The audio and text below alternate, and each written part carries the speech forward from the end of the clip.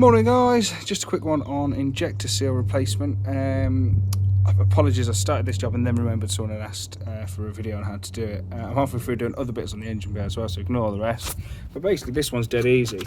So we've got wiring loom that needs to come out of the way. So this normally sits under there, this normally sits under there, and that's normally there like that. And then you've normally got this line onto there. Pull that off, unclip these plugs, get that wiring out of the way.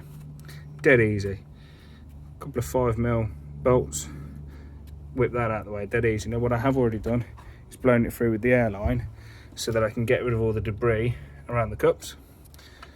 That's out of the way, and there they are. There's your O-rings. So you've got two on each injector, one where it goes to the rail, one where it goes into the manifold there. So then you'll just need to use a little pick like this. Sorry, trying to do this one-handed's a bit fiddly. Little pick.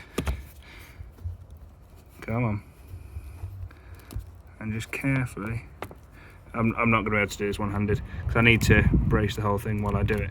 But yeah, take those off. To get these metal clips out, just pull this way. Be careful that you're gonna lose fuel when you do that. So have some rags ready, and then it's the same top and bottom. Just have your new O-rings ready to go. And obviously clean them all up while you do it.